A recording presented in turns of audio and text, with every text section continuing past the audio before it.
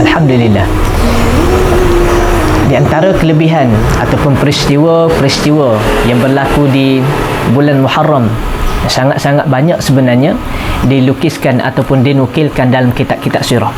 Di antaranya disebut kepada kita peristiwa diselamatkan Nabi Allah Nuh alaihissalatu wassalam daripada banjir yang besar selama 6 bulan.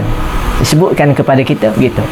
Tuan-tuan sedang pendengar yang dirahmati Allah Subhanahu wa taala sekalian, banyak peristiwa-peristiwa yang telah disebutkan kepada kita. Di antaranya diselamatkan juga Nabi Allah Ibrahim alaihissalatu wassalam daripada pembakaran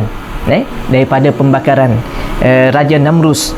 Kemudian disebut juga kepada kita di kala mana Nabi Allah Musa alaihissalatu wassalam diturunkan kitab Taurat kepada Nabi Allah Musa alaihissalatu wassalam, juga berlaku pada bulan Muharram. Nah, di antaranya lain disebut juga kepada kita Nabi Allah Yusuf alaihissalatu wassalam, yang mana kisahnya yang sangat panjang kita boleh lihat di dalam Al-Quran. Allah Subhanahu wa taala membebaskan Nabi Allah Yusuf pada bulan Muharram. Di antara juga disebut juga kepada kita adalah Nabi Allah Yaqub alaihissalatu wassalam dipulihkan penglihatannya daripada buta matanya, juga berlaku dalam bulan Muharram. Tuan-tuan sedang pendengar yang dirahmati Allah Subhanahu wa taala sekalian, banyak ceritanya. Di antara yang masyhur adalah Nabi Allah Musa alaihissalatu wassalam diselamatkan daripada tentera Firaun yang mana mengejar Nabi Allah Musa alaihissalatu wassalam, sehingga Allah Subhanahu wa taala memerintahkan Nabi Allah Musa membelah Laut Merah. Kemudian Nabi Allah Musa melalui ataupun belahan Laut Merah tadi, menyebabkan Nabi Allah Musa dan pengikut-pengikutnya diselamatkan oleh Allah Subhanahu wa taala. Begitulah tanggal yang diselamatkan Nabi Allah Musa dan pengikut-pengikutnya pada 10 Muharram, bagaimanakah yang kita telah sebutkan sebentar tadi. Hasil daripada itulah Nabi Allah Muhammad sallallahu alaihi wasallam setelah mana hadir kepada kota Madinah ketika itu, Nabi sallallahu alaihi wasallam sebut,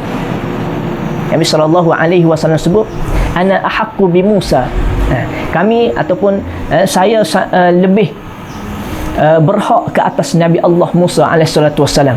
Maka Nabi sallallahu alaihi wasallam menganjurkan kepada kita untuk melaksanakan ibadah puasa di dalam 10 Muharram, juga 9 dan 11 Muharram. Oleh itu, maka kita perbanyakkan amalan-amalan sebagaimana telah disebutkan oleh Rasulullah sallallahu alaihi wasallam.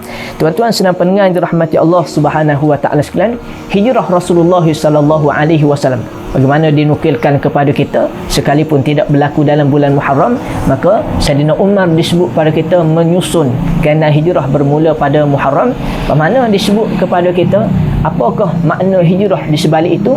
Hijrah ini Nabi sallallahu alaihi wasallam nak menunjukkan kepada kita bukan sahaja daripada bergerak daripada satu tempat kepada tempat yang lain, tapi Nabi sallallahu alaihi wasallam nak menyampaikan kepada kita perihal perkara yang sangat besar, daripada pergerakan kita daripada slow kepada pergerakan yang lebih laju, daripada pengikut yang sedikit kepada pengikut yang lebih ramai, daripada akidah yang statik kepada akidah yang lebih kuat kepada Allah Subhanahu wa taala, daripada perubahan yang sedikit pada perubahan yang banyak, daripada kehidupan kita yang baik kepada kehidupan yang lebih baik.